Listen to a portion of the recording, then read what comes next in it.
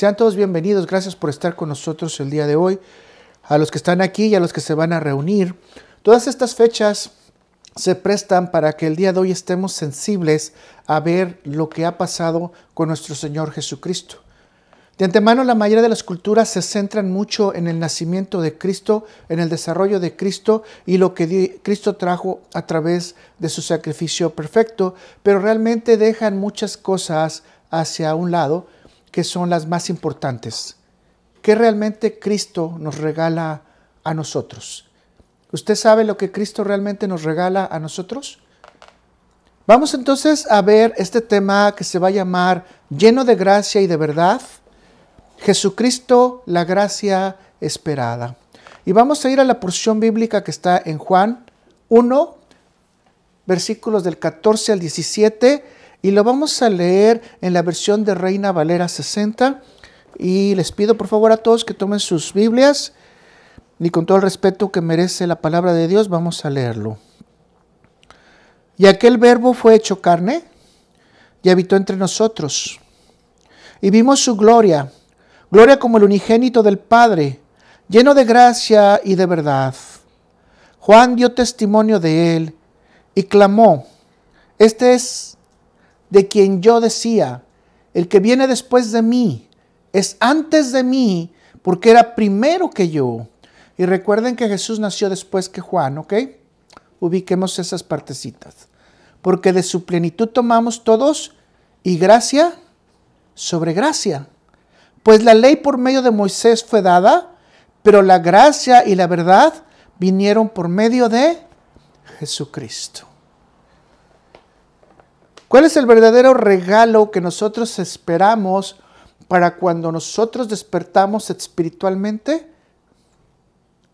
Pues es normal que pensemos inmediatamente en la salvación, pero realmente lo que tenemos que despertar y decir, hemos recibido la gracia sobre gracia que es Jesús. Ese regalo usted lo da el día de hoy, lo da el día de mañana, lo dará durante las fiestas decembrinas o durante la tradición decembrina de decirle a la gente el regalo más importante es que has recibido la gracia sobre gracia que es Jesús. Así que permítanme dar una pequeña oración y continuamos con el tema. Gracias, Padre Celestial bendito. Hoy queremos realmente recibir el regalo tuyo, el que tú has preparado para nosotros. Queremos entenderlo de la manera más clara, Padre Celestial, no solo para nosotros, sino también para poderlo transmitir. Un regalo es para que llene de felicidad a alguien, Señor. Primeramente que nuestros cuerpos, nuestras almas reciban esa felicidad y después podamos hablar de esa felicidad a los demás. Gracias, Señor, porque tú has sido bueno con nosotros, porque tu misericordia ha alcanzado para que por tu gracia nosotros podamos tener la redención y ser realmente escogidos para tu reino. Gracias porque tú has sido el que ha tenido misericordia y nos ha llamado para que estemos a tus pies, Padre Celestial, hablando contigo, aprendiendo de ti, Señor, y especialmente que nos llene de tu palabra. Padre Celestial, te pido por cada uno de mis hermanos que están aquí o los que van a oír, que la gracia divina tuya, Señor, esa gracia poderosa que tú nos das, les llene por completo, al 100%, Padre Celestial, para que puedan recibirte, para que puedan verte y para que espiritualmente puedan crecer. Gracias, Señor, porque tú has sido bueno con nosotros. Acompáñanos en este estudio, cuida mi boca, cuida mi corazón, Señor, y que seas tú guiando toda la enseñanza. Gracias, Señor, que tú eres bueno. Te pido todo esto en el nombre de Cristo Jesús. Amén, amén y amén. Muchas veces nos hemos vuelto muy receptivos y de hecho muy críticos. A todos nos gusta criticar. Es fácil criticar, es difícil hacer. Casi siempre el que hace sale criticado. Pero desafortunadamente el que hace produce, el que critica no produce nada. Así que esto fue lo que le pasó a Israel. Primeramente en el pueblo de Egipto duró 430 años esperando la respuesta de Dios y la respuesta de Dios vino. Y cuando la respuesta de Dios vino, no pudieron ver la gracia que Dios había mandado a través de Moisés. La liberación ya estaba cerca. Era nada más esperar cierto tiempo, ciertas instrucciones, seguir ciertas indicaciones, y en 11 días, después de salir de Egipto, tendrían que estar en la tierra prometida, tierra que tendría que fluir leche y miel, y estarían ahí por siempre, cuidados completamente por el Padre.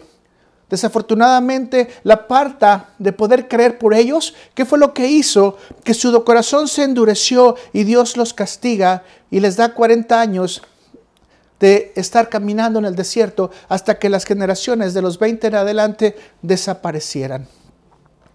Ahora, esta es la esperanza que ellos tenían después de 400 años, que este Dios no se iba a manifestar, pero sin embargo sabían que en algún momento determinado pudiera venir un milagro.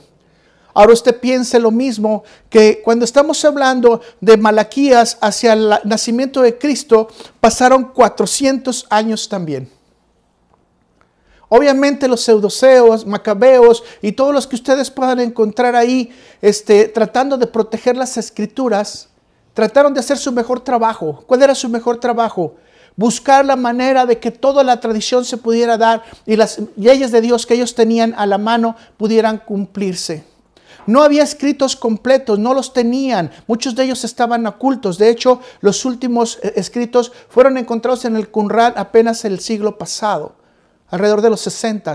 Lo que quiere decir que pasaron casi 2000 años para poder volver a tener una Biblia completa de acuerdo al Antiguo Testamento. Ahora yo quiero que usted se ponga en esa situación y piense. Si usted está esperando por 400 años teniendo guerra, siendo agobiado, siendo triturado, sus hijos muertos, incluso sus mujeres violadas, sus doncellas amaceradas, sus hijos puestos como esclavos, los romanos poniéndolos como una colonia que los tenía sometidos, usted piense si realmente esto era correcto para poder pensar que realmente el Salvador iba a venir. Dígame si ese contexto era real. Piénselo, si en un momento determinado usted está sobre tanta presión, sobre ansiedad, sobre angustia, sobre presión, y que día a día usted esté viendo que está sometida a su vida, sometida a su familia y sin esperanza, ¿usted qué va a pensar? ¿A hoy Dios va a responder? Quizás muchos de ellos declararon que en su fe se había acabado. Muchos de ellos probablemente ya no confiaban ni siquiera en Dios, por lo que muchos de ellos incluso pasaron a hacer sacrificios de los romanos, que eran sacrificios con puercos.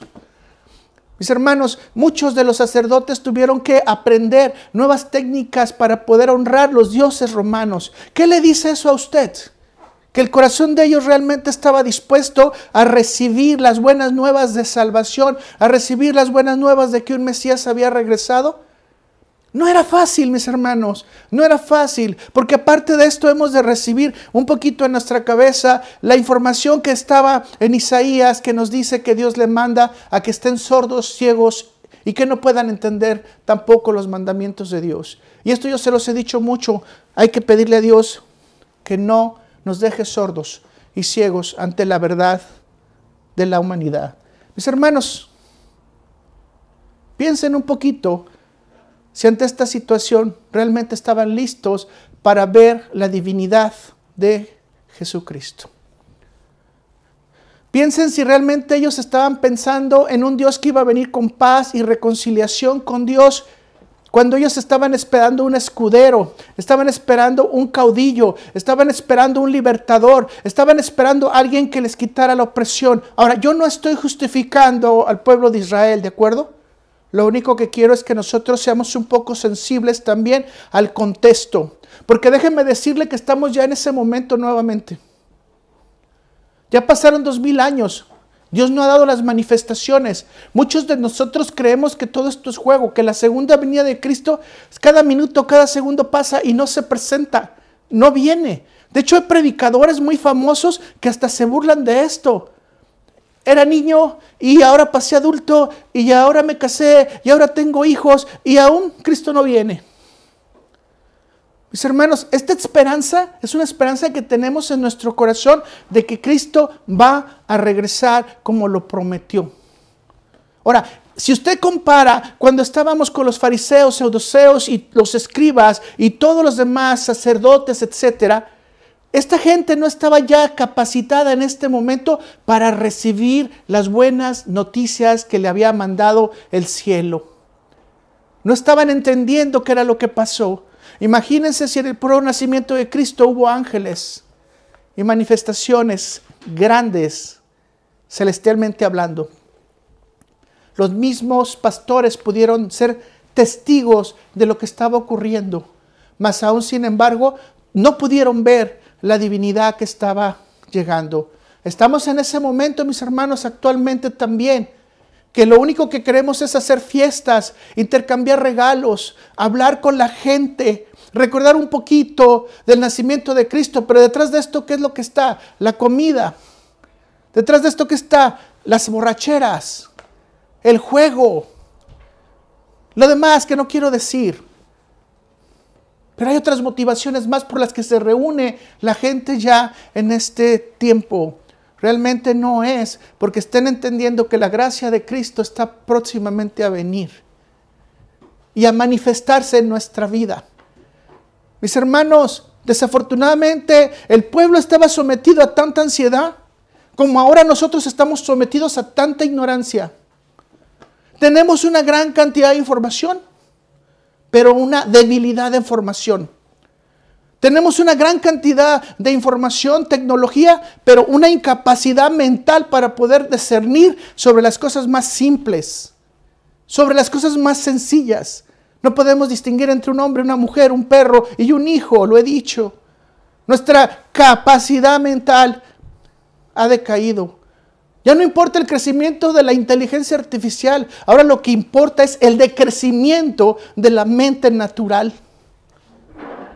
Y creemos que en este momento podemos recibir ya a nuestro Salvador de regreso. ¿Estamos listos para recibir a nuestro Salvador de regreso? Yo pienso que como estamos en nuestros corazones, muchos de nosotros, no usted, quizás yo, tendría la incapacidad de poder ver la divinidad de Cristo, aun si se me pusiera enfrente. Y probablemente tendría que dudar mucho, es que realmente Cristo estuviera enfrente de mí. Claro que por su gracia, Él se descubriría ante los ojos de nosotros y nos daría la oportunidad de que pudiéramos verle y decirnos, sí soy yo. Aquí estoy con ustedes. Si se da cuenta, esto pasó hace 2000 años. Y el regalo divino de la salvación, no lo vieron ellos. Le preguntaría si en este momento, con todo lo que estamos viviendo, con los altos niveles de tecnología, televisión, internet y todo lo que tenga usted a su mano, aun cuando a Cristo se lo pusiera en la televisión, ¿usted pudiera verlo? ¿Pudiera discernir que verdaderamente es Cristo? Póngalo en su corazón, porque es muy fácil criticar. Pero recuérdese que aquí la palabra de Dios nos está diciendo que nos están dando gracia sobre gracia. ¿Y gracia por qué? ¿Por nuestra ignorancia? ¿Y gracia por nuestra misericordia? ¿Qué? No, es gracia porque Él quiere ayudarnos con su misericordia a que entendamos lo que nosotros no entendemos ya en nuestro corazón. Y cada día más que pase, dice la palabra de Dios, que nuestro corazón se va a hacer más duro. Va a haber menos entendimiento y más alejamiento de Dios. Y entre más nos alejemos de Dios, menos fácil es ejercitar la fe en nuestro corazón. Cuando vayamos a gritar nuevamente a Israel, preguntémonos nosotros mismos. Porque antes por lo menos ellos respetaban la ley de Moisés. Y le digo algo, ahora ni la ley de Moisés se respeta. Mucho menos entender la ley de la gracia. Pero para esto entonces vamos a estudiar el versículo bíblico para entender cuál es la posición en la que Dios nos tiene, para que podamos discernir, abrir nuestros ojos y poder esperar a Jesús con nosotros. Porque Jesús va a estar un día con nosotros. ¿Qué dice el primer versículo? ¿Y aquel verbo fue hecho qué? Carne. Y habitó entre nosotros. Y vivimos su gloria, la gloria como el unigénito del Padre, lleno de gracia y de verdad. Entonces quiere decir que Jesús tiene una preexistencia. Y vamos a hablar de la preexistencia de Jesús. La preexistencia de Jesús.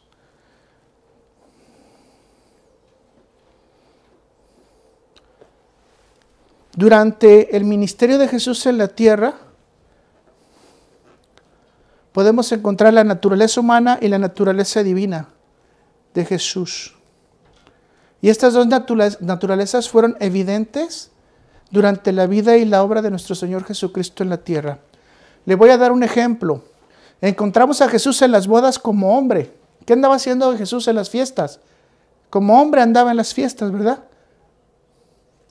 Pero como Dios, transformando el agua en vino. Póngame atención. Vemos a Jesús como hombre llorando por su amigo Lázaro, llorando con María y con Marta. Pero como Dios, orándole al Padre y ordenándole a Lázaro, sal de la tumba.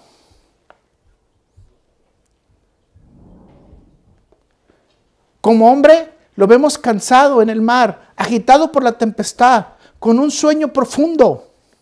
Pero como Dios, se pone de pie, reprende el viento y al mar y lo calma inmediatamente. ¿Qué otro ejemplo usted se puede acordar en lo que podemos ver nosotros que Cristo está trabajando de esa manera? Aplicando sus dos naturalezas. Así que primero y antes que nada vamos a ver la naturaleza corporal de Cristo. Recuerde que el regalo de la gracia que recibimos todos los cristianos, ¿quién es? Cristo. Y este sería el regalo que nos bastaría para todos. De la misma manera, Jesús, al hacerse semejante a nosotros, tomó una naturaleza corporal. Entonces vamos a ver la naturaleza corporal de Cristo. Entonces podemos decir que Jesús nació de la descendencia de David según la carne, de acuerdo a Romanos 1:3. Y fue engendrado en la Virgen María por obra del Espíritu Santo. Y los ojos de Jesús vieron la luz natural por primera vez, ¿en dónde? En un pesebre, en un establo, en un lugar humilde.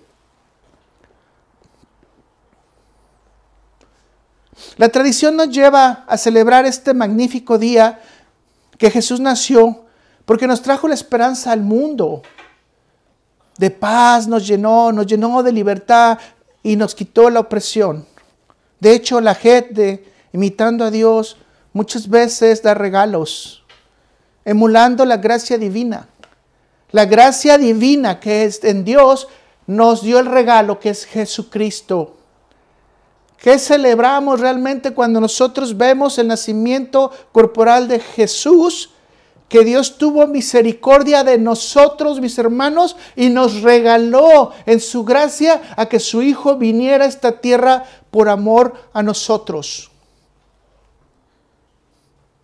Y esta es una reflexión profunda, que deberíamos de mantenerlo en nuestra concentración real, en nuestra meditación diaria, que el nacimiento de Jesús de manera carnal no es algo para que nosotros quedemos en libertad simplemente porque la gracia de Dios se manifestó, sino es algo muy importante porque es un regalo divino en donde la gracia quiere darnos más de lo que nosotros a veces pensamos. El regalo más grande que tenemos nosotros entonces es la divinidad de Cristo. La divinidad hecha carne, mis hermanos. Los evangelios entonces nos presentan a Jesús esperando situaciones totalmente humanas. Usted puede mencionar y recordar muchas, yo solamente le voy a mencionar unas. Jesús tuvo hambre, de acuerdo a Mateo 4:2. Estuvo agotado, de acuerdo a Juan 4:6. Tuvo dolores humanos. Pasó por la agonía del Getsemaní y sufrió en la cruz. Usted puede agregar algunos más. Todas estas condiciones humanas eran necesarias para que Jesús nos enseñara a pasar la debilidad, la tentación, el dolor, el cansancio, entre otras cosas. Para que nosotros siguiéramos su ejemplo. Para que nos diéramos cuenta que realmente Él puede ser nuestro sumo sacerdote. Porque Él comienza y entiende todas las cosas que están pasando. Recuerden que ante el Antiguo Testamento el sumo sacerdote es el puente. ¿Entre quién? Entre yo y Dios.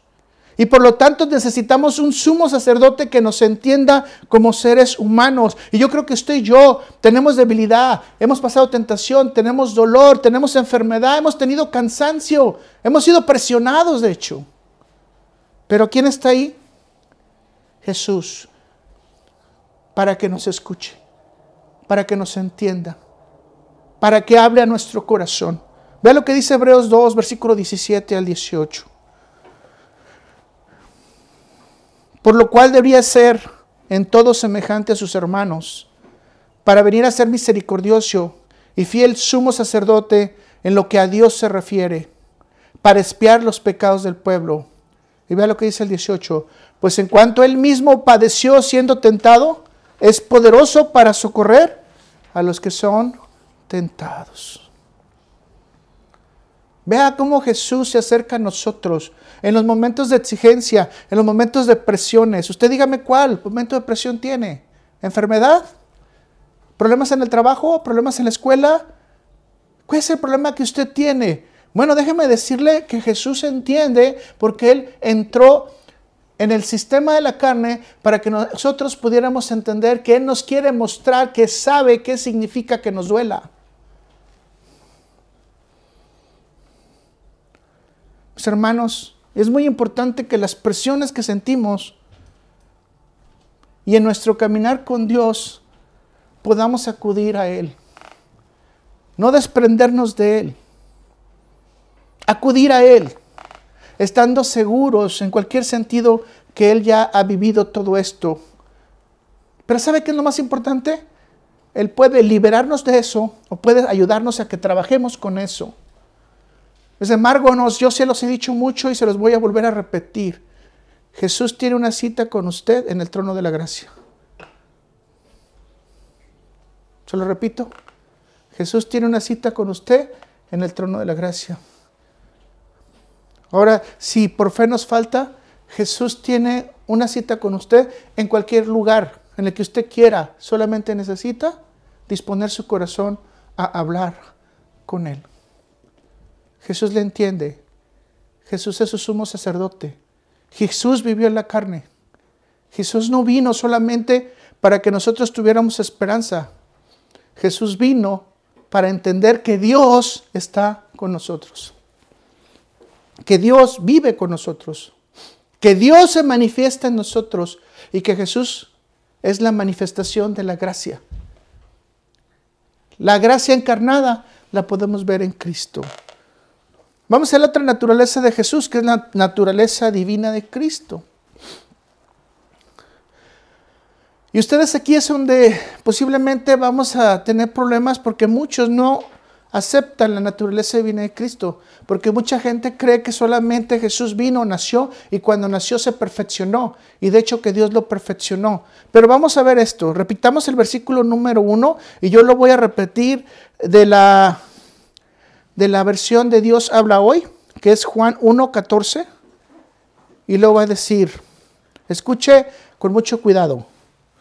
Aquel que es la palabra, fíjese lo que está diciendo, aquel que es la palabra se hizo hombre y vivió entre nosotros. Y hemos visto su gloria, la gloria que recibió del Padre por ser su Hijo único, abundante en amor y en verdad. Escuchemos cómo. Aquel que es la palabra se hizo hombre y vivió entre nosotros y hemos visto su gloria, la gloria que recibió del Padre por ser su Hijo único. ¿Abundante en qué? En amor y en verdad. La gracia de Cristo, ¿cómo es? Abundante en amor y en verdad. Juan está afirmando algo asombroso si se está dando cuenta usted. Jesús es antes de todas las cosas. Y Él tiene una existencia eterna diferente a todos los seres humanos. Que los seres humanos, como lo dijimos al principio, solamente viven una vez. Richard Sibbett en el año más o menos 1635 dice, la gracia no tiene cuerpo en el que pueda manifestarse visiblemente, pero Cristo sí se manifestó y cuando lo hizo, la gracia y el amor encarnaron y tomaron un cuerpo. Por tanto, esta gracia y esta misericordia brillan de manera especial en la encarnación de Cristo. La historia de Jesús no inicia al ser engendrado, ni su nacimiento en Belén, ni su desarrollo en Nazaret, sino ¿en dónde? En la eternidad. Las evidencias bíblicas son consistentes. Primeramente el versículo que estamos leyendo, pero ahora vamos a leer Colosenses 1, versículos 16 y 17. Porque en Él fueron creadas todas las cosas, tanto en los cielos como en la tierra, visibles e invisibles, ya sean tronos o dominios o poderes o autoridades. Y dice la palabra de Dios, todo ha sido creado por medio de Él y para Él. Y Él es antes de todas las cosas, y Él es todas, y en Él todas las cosas permanecen. Con esto es suficiente para afirmar que Jesús, antes de existir en forma de hombre, ya existía en forma de Dios. Si usted tiene alguna duda más, usted puede ver que siendo Dios tomó forma de siervo. Filipenses 2, versículos 6 al 8. Usted puede ver que la Biblia dice que Él es el alfa y el omega, el primero y el final, en Apocalipsis 22, 13. Usted puede ver que el Padre mismo lo mencionó como Dios. Hebreos 1, versículo 8. ¿Qué dice Hebreos versículo 8? Pero del Hijo dice, obviamente está hablando el Padre, pero del Hijo dice, tu trono, oh Dios, es por los siglos de los siglos, y cetro de equidad es el cetro de tu reino. Jesús confirma su propia preexistencia, definiéndose antes que Abraham fuera, dice, yo soy. Y esto usted lo puede encontrar en Juan 8:58. Con estas y más evidencias que usted pueda tener, puede darse cuenta que el nacimiento carnal de Cristo no es lo más importante en este momento, sino reconocer que Jesús es el Creador. Reconocer que la preexistencia de Cristo nos da vida a todos. Y darnos cuenta que todas estas evidencias bíblicas no rechazan a Jesús como Dios, sino que evidencian que Jesús es, repítalo conmigo, Dios. Jesús es Dios. Con ello, la preexistencia de Cristo constituye una de las mayores evidencias de la magnitud de la gracia de Dios puesta en cada uno de nosotros como seres humanos. Mis hermanos, usted tiene la gracia de Dios puesta en su corazón si Cristo vive en usted. Le voy a preguntar si Cristo vive en usted. Con todo esto que le estoy diciendo, mi hermano, debería despertar en nosotros un mayor asombro y despertar mayor gratitud que un simple nacimiento carnal. Y no estoy diciendo que el nacimiento carnal sea descalificado, ¿correcto? Estoy diciendo que el nacimiento carnal no representa la divinidad de Cristo completa. Nuestro Señor Jesucristo, siendo rico en su gloria y por su persistencia y viviendo como majestad, por nosotros se hizo pobre para encarnar, para rescatarnos. Y nosotros ser ricos por Él en la humillación que Él tuvo. Jesús es nuestro Creador y nuestro Redentor, mis hermanos. Y esto es algo para celebrar. Jesús es nuestro Creador y nuestro Redentor. No solamente es su nacimiento carnal, sino es su preexistencia, la que también tenemos que poner en estas fechas.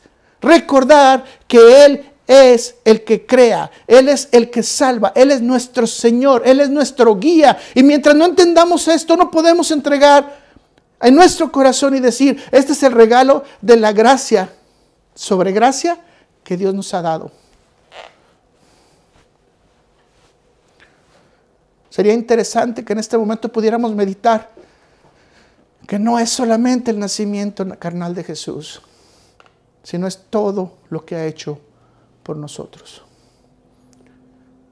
Desde la fundación del mundo, hasta su regreso a venida, hasta la glorificación en la que estaremos con Él por toda una eternidad.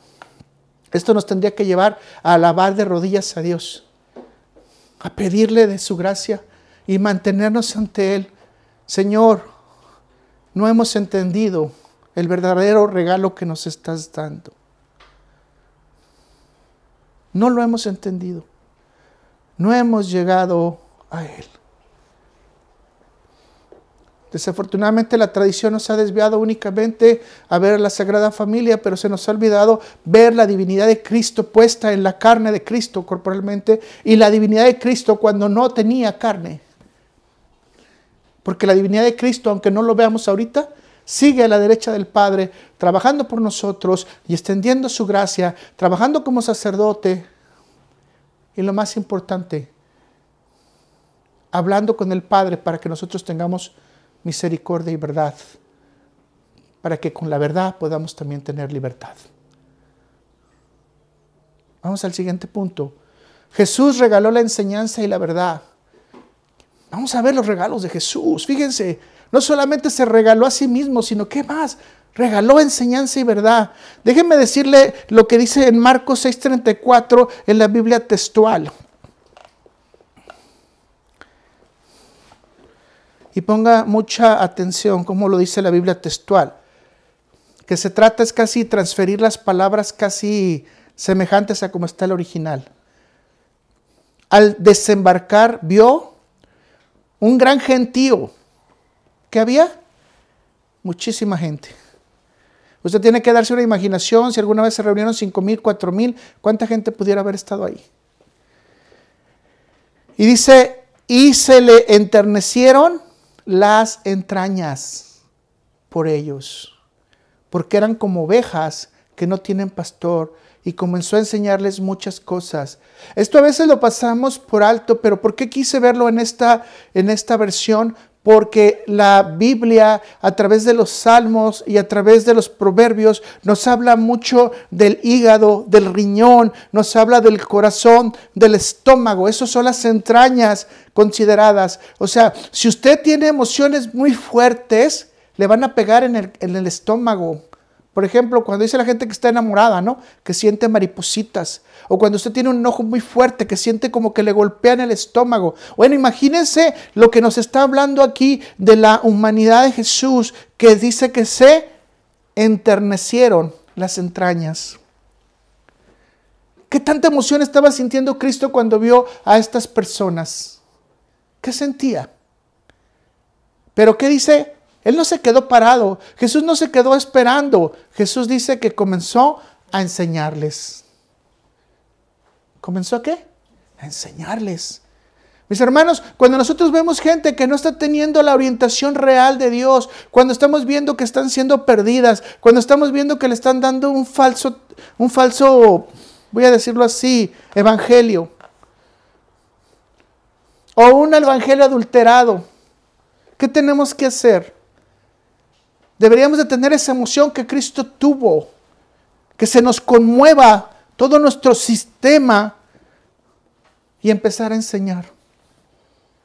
Jesús se dio cuenta cómo el pueblo estaba perdido. Pero Jesús empezó a enseñar. Mis hermanos, ¿qué estamos recibiendo de la gracia de Cristo? Bueno, tenemos por la gracia de Cristo 4 evangelios aquí y todo lo demás que habla del Nuevo Testamento para poder clarificar el ministerio de Jesús. Pero podemos buscar en el Antiguo Testamento, obviamente, toda la figura de Cristo a través de la gracia manifestada en el Antiguo Testamento. Porque hemos dicho que todas las cosas fueron creadas por Él y para Él.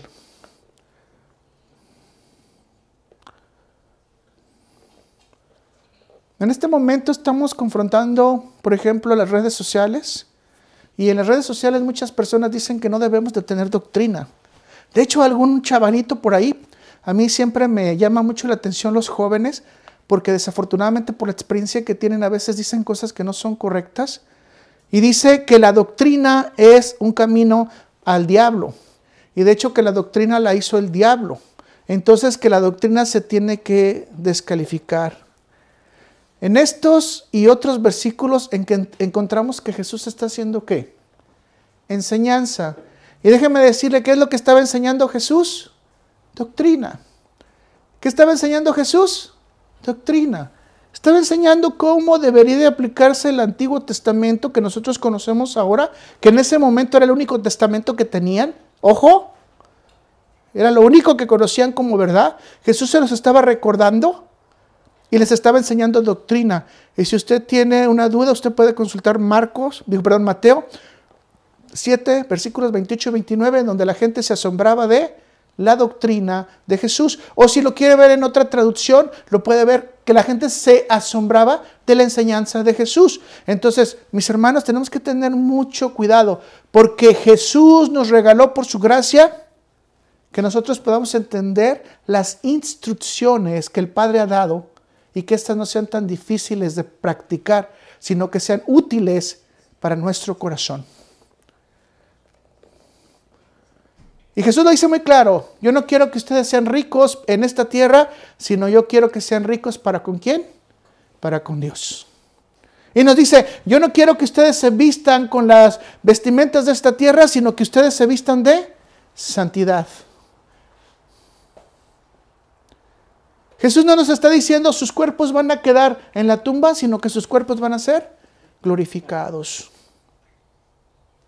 Podríamos hablar de una gran cantidad de enseñanzas, tanto morales, espirituales, que Jesús nos dio a través de todos estos pasajes, a través de todos los evangelios que se colectaron y toda la información que nos dieron. Pero solamente quiero recordarle dos de ellas. Número 1, Jesús nos regaló enseñanzas sobre el reino. Mateo 4, versículo 23 dice: y recorrió Jesús toda Galilea, enseñando en las sinagogas de ellos y predicando el evangelio del reino y sanando toda enfermedad y toda dolencia en el pueblo. Quiero que usted lo vuelva a releer conmigo para que se dé cuenta de que hay dos etapas en esto. Y recorrió Jesús toda Galilea, enseñando en las sinagogas de ellos. ¿A quién se refiere? A los mismos israelitas, ¿verdad? Y predicando el evangelio ¿de quién? Del reino. Quiere decir que sí hay doctrina, ¿verdad? Pero después pasa el versículo y cambia mucho el versículo. ¿Y qué dice? Y sanando toda enfermedad y toda dolencia en el pueblo. Entendemos que en el contexto de este versículo bíblico había mucha gente, porque la gente había venido, y ustedes saben que se hace una peregrinación para celebrar la Pascua en Israel, ¿correcto? Había mucha gente porque estaba ¿qué? La Pascua. Jesús estaba viendo que esta gente iba a recibir todo menos la doctrina, la enseñanza del reino. Y como estamos diciendo, Jesús es ¿quién? Quien nos enseña las riquezas del reino celestial. Entonces, estamos encontrando una vez más que Jesús está remarcando que es necesario que las ovejas sean recobradas por Jehová, por el pastor. Y esto, por ejemplo, lo podemos ver en las profecías de Isaías, en donde dice que por causa de los malos pastores, Dios va a venir a recobrar a sus ovejas y las va a enseñar. Y obviamente va a castigar a esos malos pastores. Entonces, incluso si lo aplicamos en este momento, debemos de tener mucho cuidado nosotros de que estemos jugando con las ovejas de Cristo. Porque Él dice que Él va a venir y te va a pedir cuentas, pastor. Dirigente, te va a pedir cuentas. Porque no puedes jugar con las ovejas de Dios. Jesús lo que quiere es que nosotros podamos entrar y conocer el reino celestial. Pero Jesús lo dijo como no hemos estudiado. Yo les hablaré por parábolas para que teniendo ojos no vean, oídos no escuchen y un corazón y no entiendan. Solamente a quien Dios les ha dado la gracia de poder estar sus sentidos abiertos. Déjenme le doy un ejemplo rápido. En la Biblia nos enseña que los ojos espirituales de Adán y Eva fueron cerrados. Dice que de hecho estuvieron ciegos. Y Dios les cierra los ojos a Israel, como lo dije hace rato. Y Jesús confirma que no todos los israelitas tienen la capacidad de escuchar y ver, porque no se les ha dado la gracia de que puedan entender la palabra de Dios. Y mucho menos se les ha dado la gracia de poder entender quién es el Hijo de Dios. y mucho menos se les ha dado el entendimiento de que Jesús trabaje para ellos en salvación. Déjenme decirle cómo está esto de los ojos espirituales y las enseñanzas, y déjenme dar este ejemplito rápido. Una mujer joven con cáncer vino a los pies de Cristo, fue bautizada, se arrepintió, recibió a Cristo en su corazón. Los hermanos oraron con ella, estuvieron pidiendo por sanidad. A través de los días el cáncer empeoró y sus ojos se cegaron. No pudo ver más. Al grado de que ya no pudo ni siquiera ver a su hija. En su corazón les decía a los hermanos, por favor no la traigan porque no quiero que me vea así para que ella no tenga una mala imagen de mí cuando yo ya me haya ido. Pensando en su hija, todos le decían, por lo menos tócala para que la sientas. De repente ella unas semanas antes empieza a decir, es que estoy viendo hombres grandes, blancos, hermosos, que mitigan mi dolor, que me ayudan con mi sueño, que me están dando paz. La pregunta es, ¿cómo puedes ver si estás ciega? ¿Cómo puedes saber quién está a tu alrededor si estás ciega? Si no puedes ver a lo más importante que en ese momento pudiera ser que es tu hija, ¿cómo puede ser que puedas ver hombres blancos, grandes, que te dan paz? Pero esto solamente confirma algo que nos enseñó Jesús en la parábola. ¿Qué nos enseñó Jesús en la parábola? De Lázaro y el rico. Que dice que por Lázaro vinieron los ángeles. Hermosa situación. Lázaro no tuvo un viaje solo. Lázaro fue acompañado por ángeles, mientras que el rico no tuvo esa suerte. Mis hermanos, si estamos entendiendo, esta hermana en Cristo ya tenía sus ojos espirituales preparados. Ella estaba viendo el reino de los cielos. Ella estaba viendo la realidad divina. Dios le estaba permitiendo en su voluntad el que ella pudiera conocer qué hay detrás de la ventana, qué hay cuando abrimos la puerta. Ella podía ver lo que es la descripción de ángeles en la tierra. Muchos ángeles son descritos así como bellos, grandes, hermosos, brillantes. Mis hermanos, imagínense que nosotros pudiéramos abrir los ojos espirituales y que Dios nos diera un poquito de apertura para echar un vistazo al cielo, mis hermanos. Imagínense. Pero con no estando enfermos, obviamente, ¿verdad? Me refiero. Pero ¿saben qué? Ese vistazo nos lo puso en Jesús. Y Cristo está ahí. Pero necesitamos nuestros ojos espirituales abiertos y un corazón sensible para recibirle. La enseñanza de Jesús nos lleva a decirnos que si estamos con Él, vamos a ver cosas hermosas de la gracia, cosas hermosas de la divinidad, cosas que ojo no vio, que ni oído escuchó, mis hermanos. Y eso es lo que Dios tiene preparados para nosotros. En lugar de pensar que nosotros le estamos dando a Dios, imagínense qué tanto Dios nos está dando a nosotros con su Hijo, con el unigénito del Padre. ¿Qué tanto usted puede aprender de este libro para agradarle a Dios?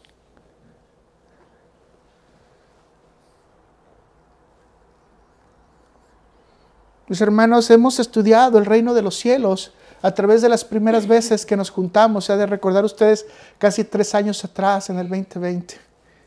Y hablamos varias de las parábolas del reino de los cielos. Y hemos de recordar que Jesús afirma que su reino no es de este mundo, ¿correcto? Y que con Él llega el reino de los cielos. Así que déjenme resumir esto nada más de una manera rápida. Donde existen los hombres de fe, donde existe la voluntad de Dios, ahí se encuentra operando el reino de Dios para dar luz a otros. Mis hermanos, en este momento está operando el reino de Dios, pero tenemos que entenderlo en la gracia divina. Cada uno de ustedes son agentes, cada uno de ustedes es luz del mundo, cada uno de ustedes es sal de la tierra, cada uno de ustedes tiene el potencial de la enseñanza, los dones espirituales, pero tiene usted que creerlo. Yo le decía a una hermana ayer, no es el problema que solamente queramos pedirle a Dios que conocerlo más personalmente, sino es pedirle a Dios que nos aumente en la esperanza, en fe y en amor, y especialmente en amor para tender a quitar los celos, las contiendas, la avaricia, la venganza, para que nos dé un corazón tranquilo. O sea, esas peticiones no las hacemos porque Jesús no ha venido a nosotros, porque Jesús no está trabajando en nosotros. Requerimos de más bondad, de más amor, esperanza. Requerimos de más amabilidad, de más paz, de más paciencia. Y la fuente inagotable de todo eso es Cristo. Ahora yo quisiera que usted tome ese regalo, que usted lo tome hoy y que lo tome como un regalo verdadero. Y diga, Señor, sí quiero todo esto. Yo quiero que me pulas en esto. Oh no, la siembra es dolorosa, nadie quiere que le corten las ramas. Nadie quiere tener dolor. No, mejor espérate, Señor. No, el Señor no siempre da dolor, porque el Señor te puede dar sabiduría. A Abraham nunca lo trató con dolor.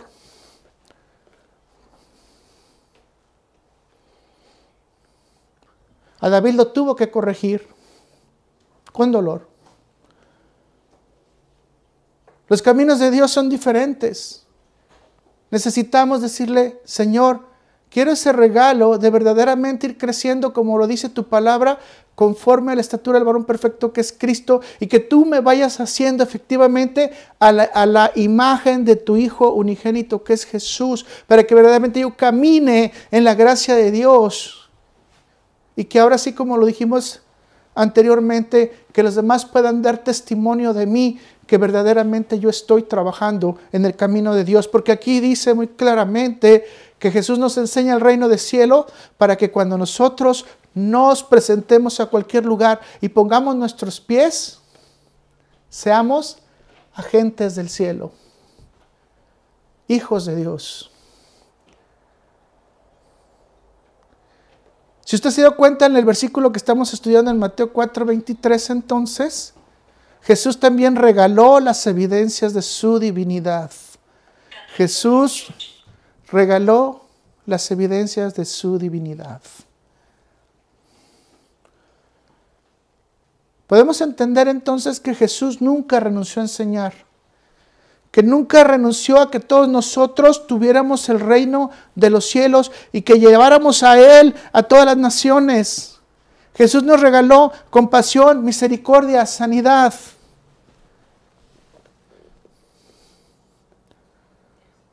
Así que, mis hermanos, Jesús no echó solamente un vistazo a enseñar el reino de los cielos, sino que también puso sus dones a trabajar. Vea lo que dice en Mateo 9, 27 al 30, recordando obviamente a los ciegos. ¿Qué dice? Pasando Jesús de ahí, le siguieron 2 ciegos, dando voces y diciendo, ten misericordia de nosotros, ¿qué dice? Hijo de David. Y llegando a la casa vinieron a él los ciegos, y Jesús les dijo, ¿creéis que puedo hacer esto? Ellos dijeron, sí, Señor. Y lo dijeron en hebreo, no sé cómo se diría en michoacano, ¿verdad? Sí, Señor. Pero dijeron, sí, Señor. Entonces les tocó los ojos diciendo, conforme a vuestra fe os sea hecho. Y los ojos de ellos fueron abiertos. Y Jesús les encargó rigurosamente diciendo, mirad que nadie lo sepa. Ahora aquí podemos ver la humildad de Jesús, ¿verdad? Jesús sabía que tenía el poder y que ese poder actuaba conforme a la fe de los ciegos, conforme a la fe de los que no tenían vista. Existe una gran cantidad de especulaciones preguntando en qué descansaba la fe de estas personas invidentes. No lo sabemos. Lo que sí es cierto que reconocieron a Jesús como ¿quién? Como hijo de David. Y con eso nos hace entender que ellos posiblemente conocían escrituras como que el Mesías tenía la capacidad o iba a tener la capacidad de la sanación de la gente invidente, que podía abrir sus ojos. Y esto lo puede encontrar usted en Isaías 35:5. Quiere decir que esas dos personas invidentes conocían las escrituras. Muchas veces las hacemos pasar como ignorantes, ¿verdad? Pero Jesús dice, hágase conforme a quién, como a tu fe. Y como lo hemos dicho muchas veces, la fe no es ciega, sino que se mueve en la esperanza en Dios. Y la fe tampoco es impotente, porque la fe viene de Dios. Por lo tanto, el crecimiento en la fe requiere del conocimiento de la verdad y del reino de Dios. Pero sobre todo saber que estamos recibiendo la gracia de Cristo en nuestras vidas. Qué hermoso, mis hermanos, que Jesús nos regala la enseñanza, pero también Jesús nos da descanso a través de la sanidad, a través de los milagros, a través de los prodigios. Muchas veces eso es lo que nos enfocamos, pero no dejemos de enfocarnos también en la parte de la enseñanza, porque es importante saber por qué Jesús actúa con nosotros. Vamos al 3. Jesús nos enseñó a depender en la debilidad. Y este es el hermoso ejemplo de Pablo. A mí me encanta que Pablo le haya pedido a Jesús, Señor, quítame este aguijón, yo ya no puedo con este aguijón. Necesito que me lo quites. Yo me imagino que Pablo tenía en su cabeza, esto me lo imagino porque la Biblia no lo dice, si me quitas el aguijón voy a ser más rápido para enseñar, voy a ser más rápido para caminar, voy a tener mayor libertad. Vea lo que dice en 2 Corintios 12, versículo 9, que después de la discusión donde Jesús le dice, ya Pablo, ya no te voy a escuchar más en eso. ¿Y qué dice? Y me ha dicho, esta es la declaración de Pablo, bástate mi gracia. ¿Bástate qué? Mi gracia. Mis hermanos, si Jesús un día viene y nos dice, bástate mi gracia, ¿qué tenemos que hacer? Aceptar en nuestro corazón que es una decisión de la soberanía de Dios. Y dice, porque mi poder se perfecciona en la debilidad, por tanto, de buena gana me gloriaré, más bien en mis debilidades, para que repose sobre mí el poder de Cristo. Cuando ya estamos débiles, ¿qué tenemos que hacer, mis hermanos? Dejar que el poder de Cristo repose en nuestro corazón, repose en nuestra debilidad, repose en nuestra enfermedad. Y entender lo que es la gracia sobre gracia puesta en nosotros.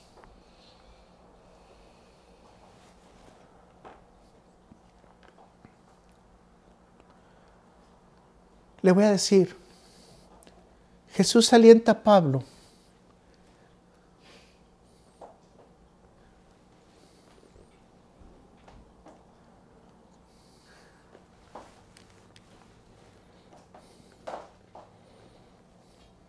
Jesús alienta a Pablo para decirle que aun cuando estés viviendo en aflicción, la gracia mía no te abandonará. Mi hermano, no importa la situación que estés pasando, no importa, Jesús la conoce. Si tú crees en Él, si tu corazón se abre y tu vida espiritual está en Él, no importa, la gracia de Jesús va a estar en tu aflicción, en tus problemas, voy a decirlo así, en tu enfermedad, en tu necesidad. No estamos solos, mis hermanos.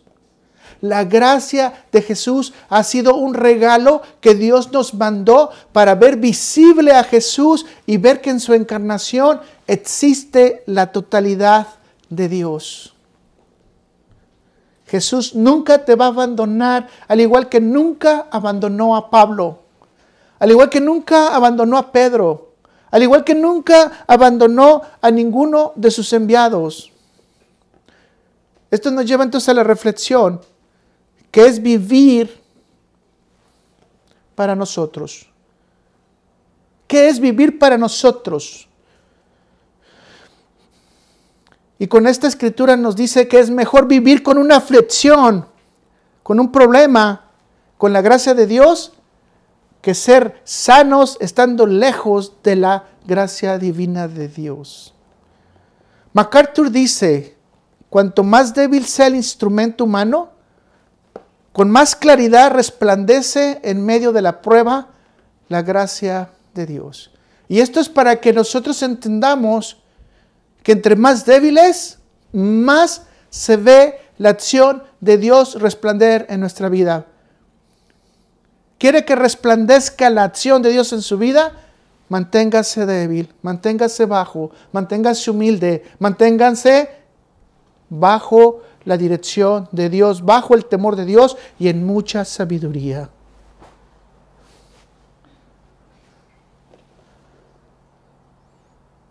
Yo le recomiendo que ante la prueba, ante la enfermedad, ante cualquier circunstancia que esté pasando, que esté fuera de lo que usted pueda alcanzar, declare para sí mismo que el Señor es la gracia. Y tú, Señor, eres la gracia. Señor, tu gracia es suficiente para mí.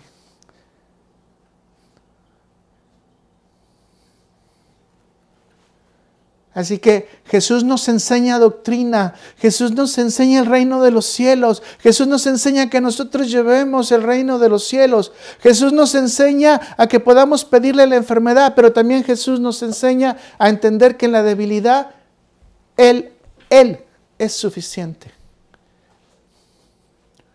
Nosotros no, pero Él sí es suficiente. Vamos al otro punto, ahora, los regalos eternos por medio de Jesucristo. Ahora usted se ha puesto a pensar que Jesucristo nos dio todavía más. Si no solamente creó las cosas, nos dio lo que somos, sino que nos dio más.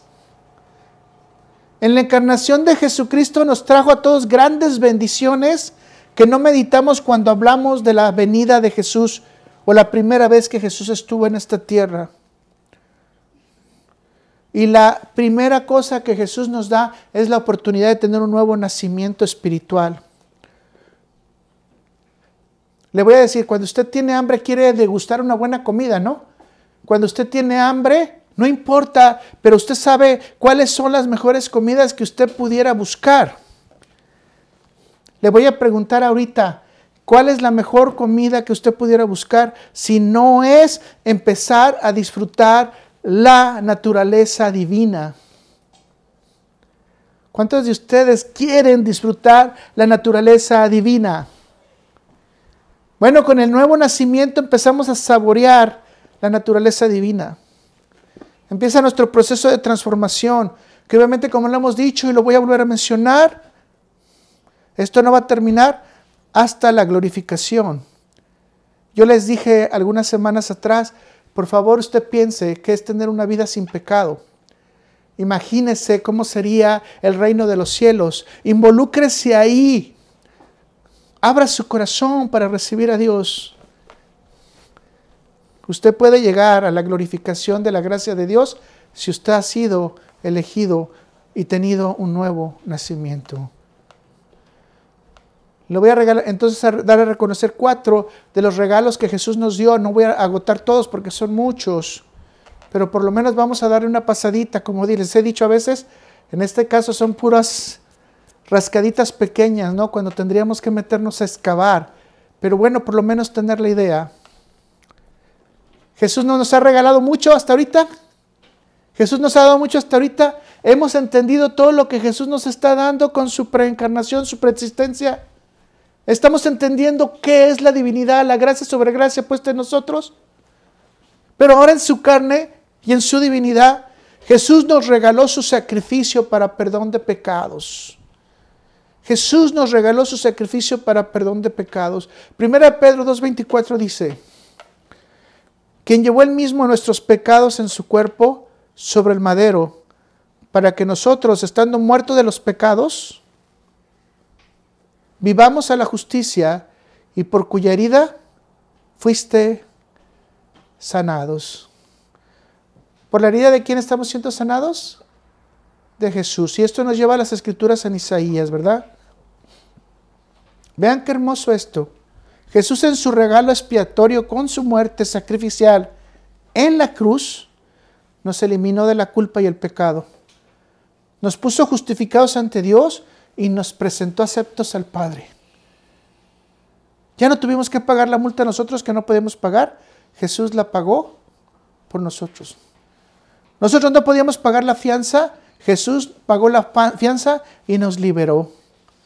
Hemos recibido entonces que el regalo de la sentencia del pecado sea revertida y que en lugar de tener muerte, en lugar de estar destituidos de la gloria de Dios, ahora tenemos vida y estamos recibiendo la gloria de Dios en nuestra vida.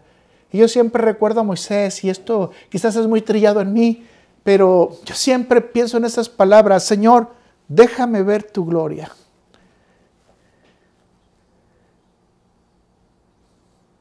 ¿Entendemos lo que Jesús hizo por nosotros en su sacrificio? Nos liberó de la culpa, del pecado, de la deuda, la cual nosotros no le podíamos pagar a Dios. ¿A poco no esto es un hermoso regalo para recibirlo hoy? 2. Recibimos la salvación por medio de Jesucristo. Hechos de los Apóstoles 15, versículo 11. Lo voy a leer en la traducción de del lenguaje actual. Vea qué bonito dice. Más bien, nosotros creemos que somos salvos gracias a que Jesús nos amó mucho y también ellos lo creen. Hay mucha gente que yo le he escuchado de antemano en el mundo cristiano que dicen, o sea, somos salvos porque amamos mucho a Jesús y sabemos que Jesús nos ama a nosotros. Es a la inversa. Jesús nos ama tanto a nosotros que bajó del cielo para que nosotros seamos salvos. Despierte mi hermano, despierte mi hermana. Tenemos que entender que el protagonista de la salvación no es usted. El protagonista de la salvación es Jesús. El protagonista de la salvación no son sus obras. El protagonista de la salvación son su fe en Cristo Jesús. Y se está dando cuenta aquí, la salvación viene por el famoso amor de Dios. Porque Dios es ¿qué? Amor. Mis hermanos, 2 de Timoteo 1:9 dice, y lo voy a leer en la misma versión de la traducción del lenguaje actual. Dios nos salvó y nos elige para que seamos parte de su pueblo santo. ¿Quién nos salvó? Dios. No hicimos nada para merecerlo. A ver, escúchelo. No hicimos nada para merecerlo, sino que Dios por su gran amor así lo planeó. ¿Quién lo planeó? Jesús, ¿verdad? Dios ya nos amaba desde antes de crear el mundo, pues desde entonces pertenecíamos a Cristo Jesús. ¿Desde cuándo pertenecíamos a Cristo Jesús, mis hermanos? Desde antes de la creación del mundo. ¿Quiere usted recibir ese regalo de la gracia hoy también? La salvación. Esta escritura podemos ver entonces la eficiencia de Dios por amor para salvarnos.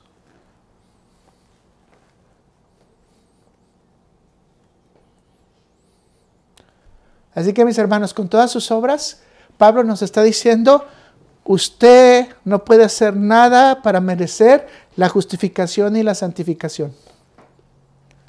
Usted no puede hacer nada para recibir la glorificación. Todo depende de mi gracia y no de las obras humanas. Esto es una verdad fundamental para nuestro evangelio, mis hermanos.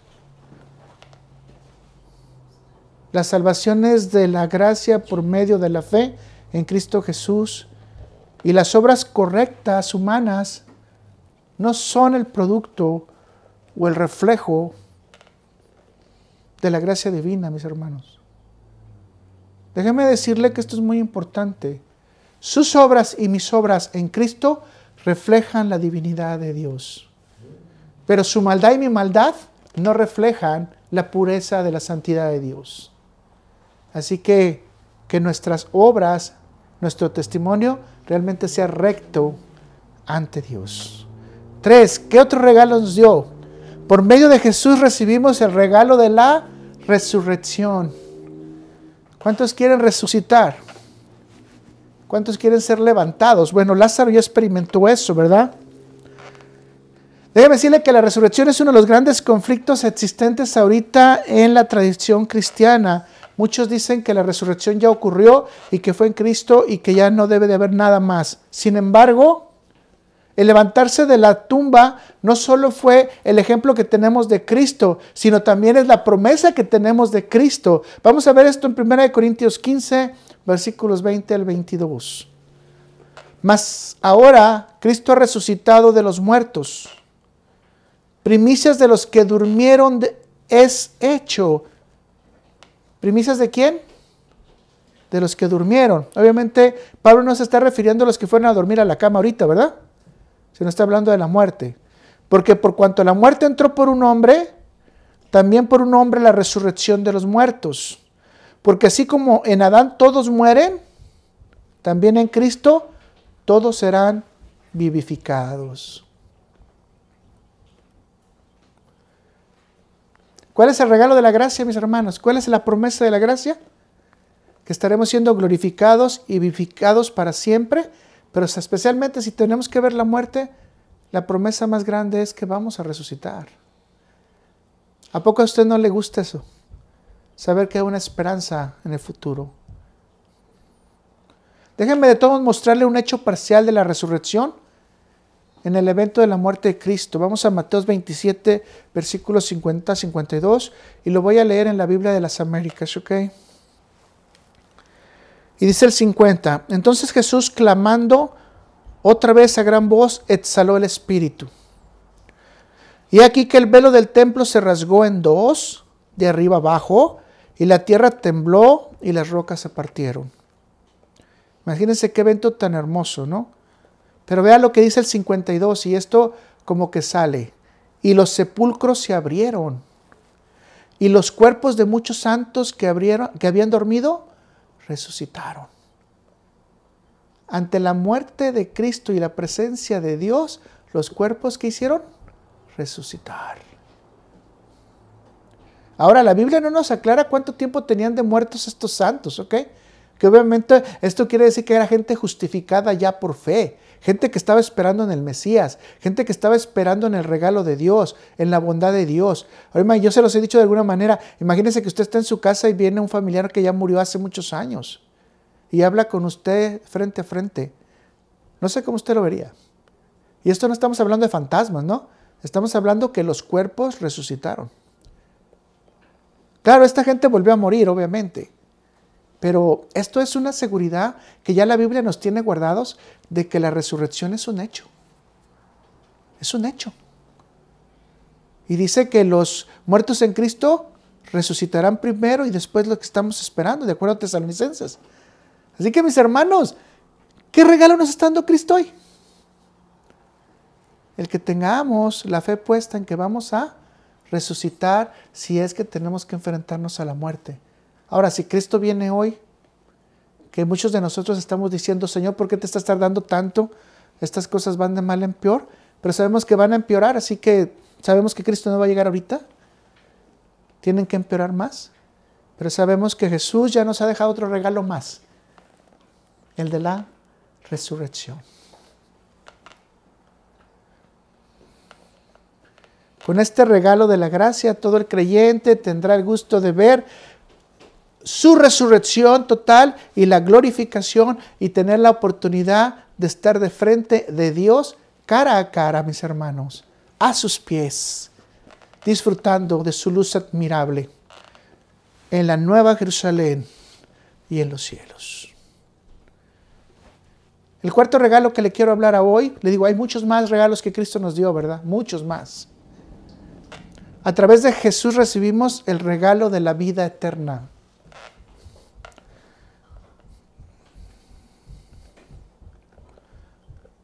¿Cuántos quieren una vida eterna? Perpetuidad de sus vidas. Y Jesús lo dice bien sencillo y ponga bien claros sus oídos. Juan 6:47, usted lo sabe de memoria. Y de cierto, el que cree en mí, tiene vida eterna. De cierto os digo, el que cree en mí tiene vida eterna. ¿Se acuerdan que una vez platicamos y dijimos, al final está ¿quién? Jesús. ¿Se acuerda de esa prédica? De esa enseñanza, que al final está Jesús. Y hablamos de este versículo. El que cree en mí tiene vida eterna. ¿En dónde está Jesús? Al final, te está esperando. Me está esperando. Qué regalo tan hermoso. Que Jesús ya está esperándote.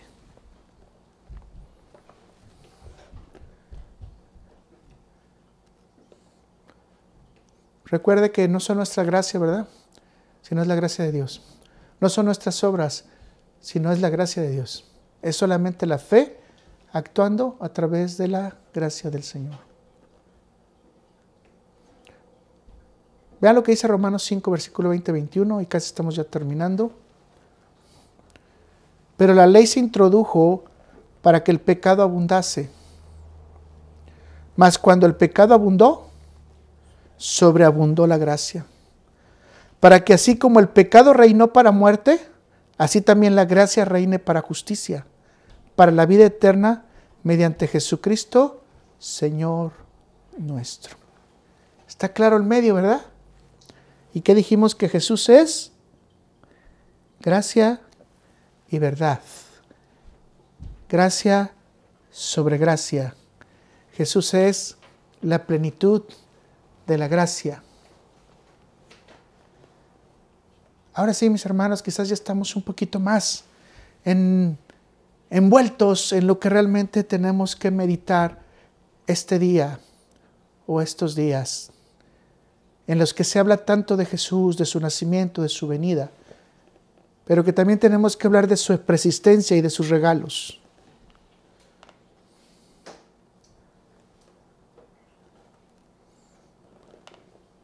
¿Cuántos regalos de la gracia alcanza a recordar ahora?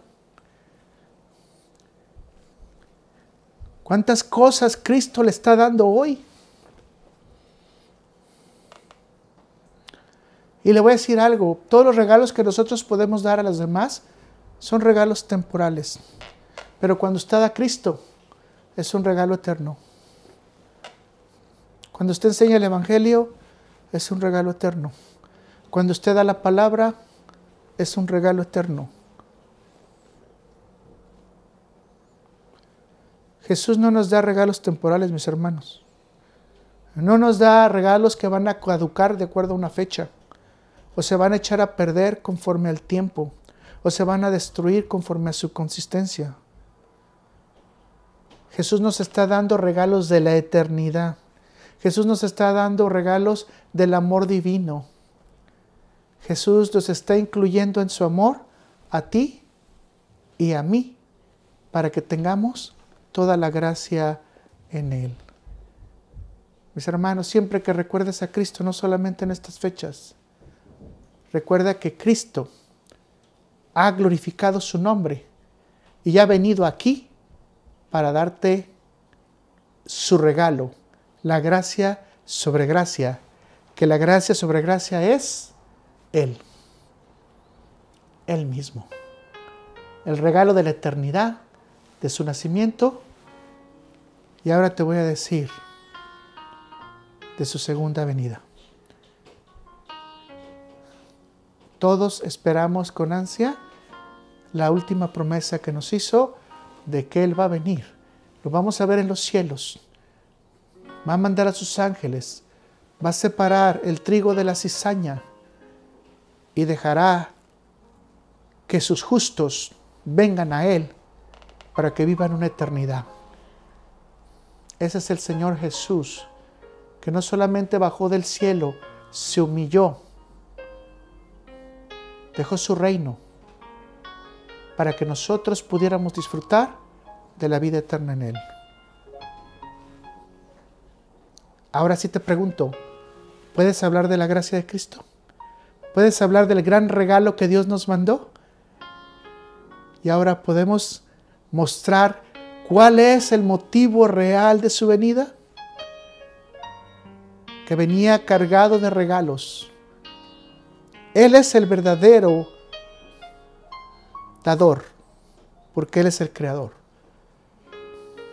Es día que hoy le voy a retar a usted que busque todas las bendiciones casi con las que cierran todas las cartas, las epístolas, y se va a dar cuenta que siempre va a haber una bendición de la gracia para usted o para los hermanos. Así que mis hermanos, empecemos a practicar.